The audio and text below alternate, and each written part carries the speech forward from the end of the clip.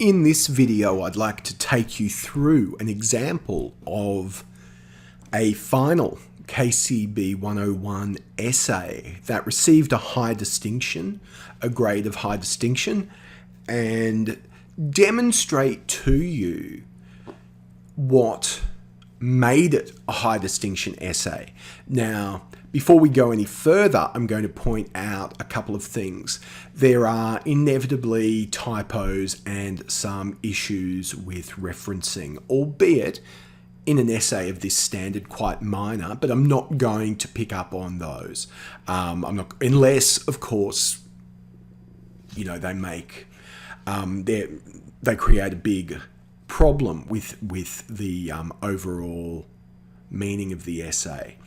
So I'm not going to focus on those little quibbling things. Rather, what I'm going to do is focus on the structure and the use of examples and the generation of the overall argument. So in doing that, let's begin with the introduction. Now, the introduction overall is pretty good.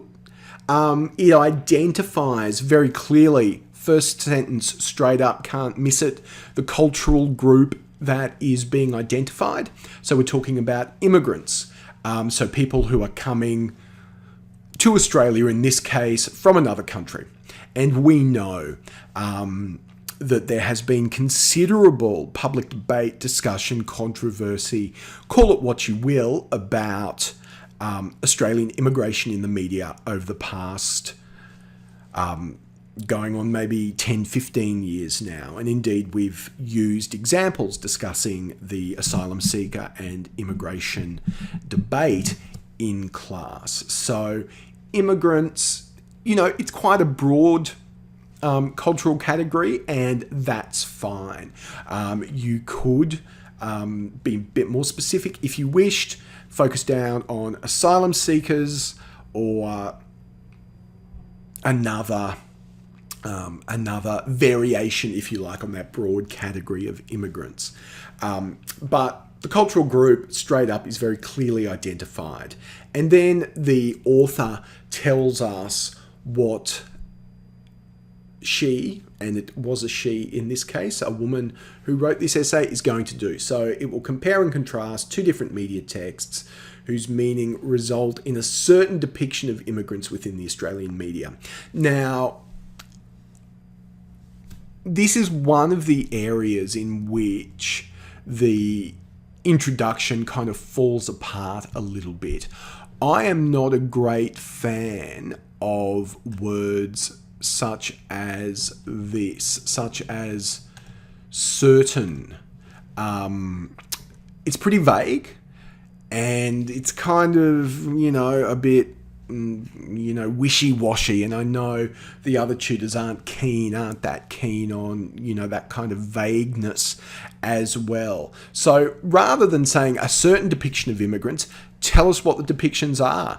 Give us a summary of what it is that we can expect to read in the rest of the essay. So, you know, avoid those kind of, I call them weasel words. You know, they're words that sort of, you know, don't do anything other than just annoy you and frustrate you. Again, there's some vagueness down in this fourth sentence towards the end of the paragraph. Although both texts focus on immigrants, they represent different depictions of them. You know, once again, just tell us what it is that those different depictions are. So give us in the introduction, and some of you did it in the textual analysis assignment and some of you didn't, but we'd really like in the introduction for this essay to give us a summary of the interpretation, of the analysis that you're going to provide for us. And doing that will make this will make your essay a top-notch one, okay? So overall, the introduction is pretty good. You know, could have been better, but does the job. Things really improve, though, when we get down into the analysis. Now, in the analysis, you will see that I've highlighted some material in yellow, I've highlighted some material in green, and I've highlighted some material in blue. Just scrolling down a little bit. Now, the material that I've highlighted indicates where three key elements in the structure of the essay occur. So, yellow refers to how the text is framed, and I'll explain that a little bit more in a minute. Green refers to the analysis of the meaning of the text, so the interpretation of the text. And the blue relates to ideology. Now that's really just to orient you. So I'll describe what's going on here in more detail, but just to set you up and explain what that color coding refers to. Now, to begin with the material highlighted in yellow. Now, this section of the text, all the way down to where the green begins, refers to a discussion of the key features of the text. Now, I call it how the text, I refer to it as how the text is framed, but it can really be any key features or any key defining features of the text. Now here, because I've referred to framing, because the student draws quite extensively on genre. So the student's first text is Pauline Hanson's maiden speech in Parliament, made in 2016. Now, the student believes and is making an argument that the genre of the text, in this case a political speech, really is important in influencing and framing how we interpret it. Okay?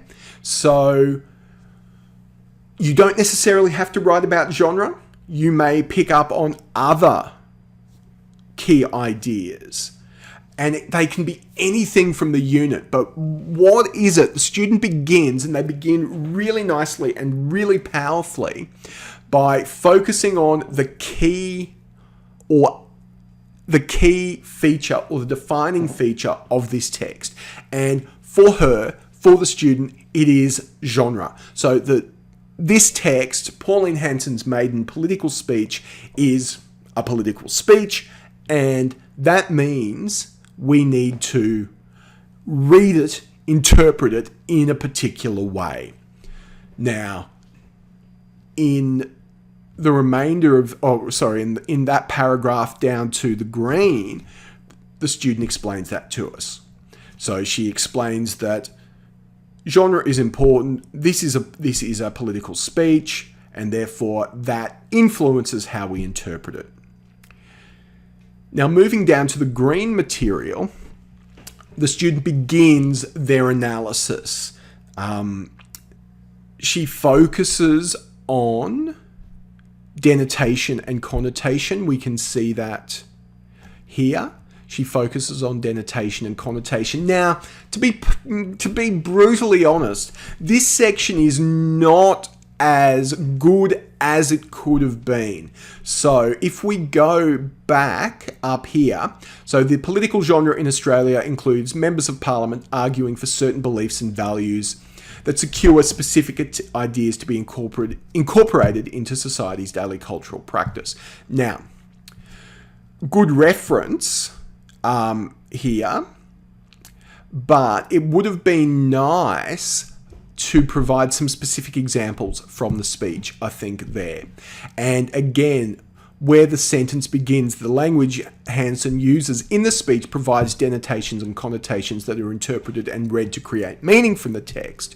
Moving down onto the next page, it would have really been good to provide some specific examples. Now, of course, the student has included the link here. But again, it would have been, it would have been better to include some quotes from Pauline Hanson's speech. Now, moving down, we get to the section on where it relates to, where the text or how the text relates to ideology. Now, the student has given us a definition of culture and ideology in this paragraph, from here all the way down to here. Now, this is where things pick up really nicely in terms of examples. So we can begin to see here that the student uses examples from the text, specific quotes from the text. And she continues to do that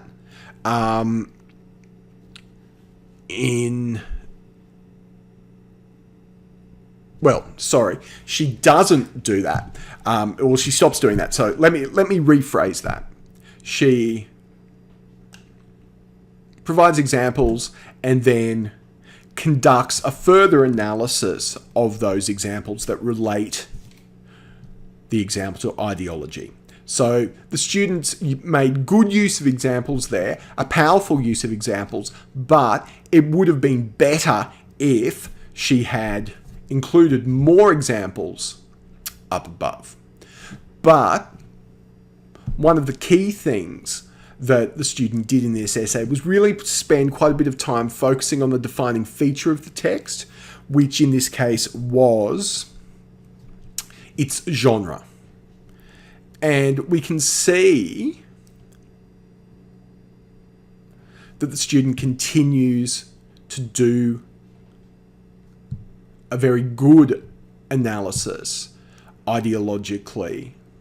From here, the text continues or picks up again to explore ideology. So the student builds on the example presented above and talks about here how it specifically focuses on a racial ideology that incorporates views from the perspective of white privilege. And the student discusses that nicely, drawing on additional research here, and then backs everything up yet again with examples. So the example here. Now, even though I was critical of the student early on for not using sufficient examples, in my opinion, it picks up as the essay goes on. It picks up as the essay goes on. Now, you'll see here that the student also provides quite a nice, short, succinct summary of her argument and conclusion to her analysis of the first text. That's done quite well. So we're left in no doubt what the student wants us as the reader to take away from the text. Moving on to the second text, the student has chosen a meme.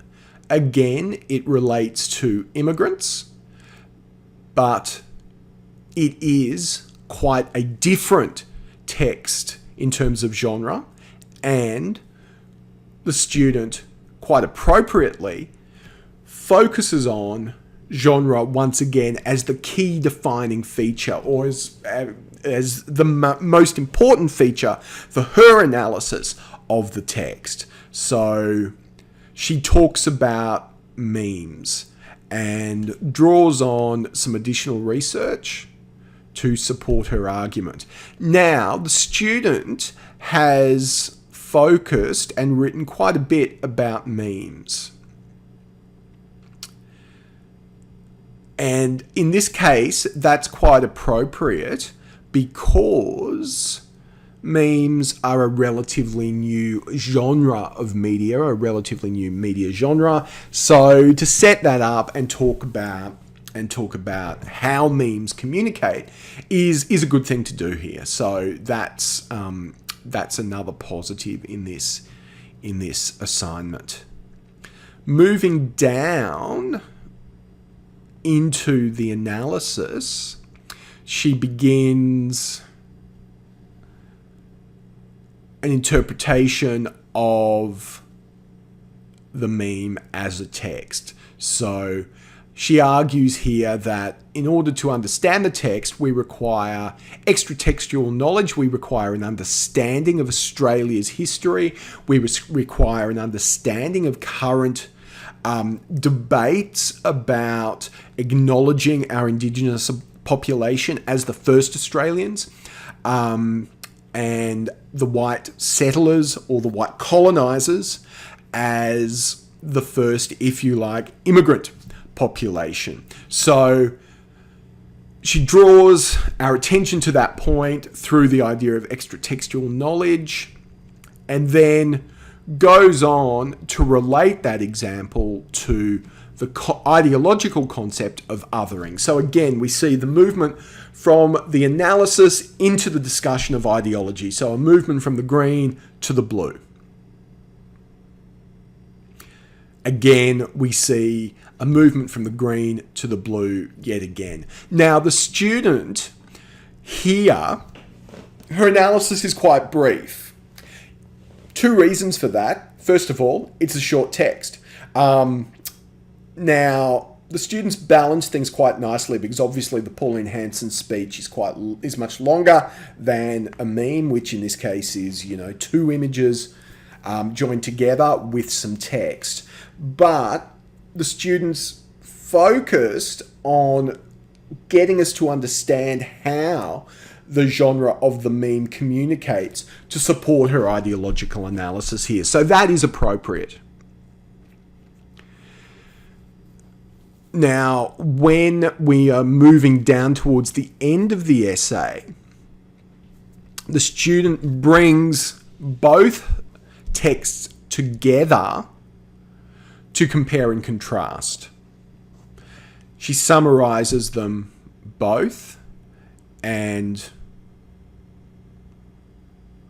talks about how they communicate their meaning. This section is designed to incorporate the discussion of how representations involving race have changed over time. Now, the student lets herself down here by not drawing on additional research to make her case.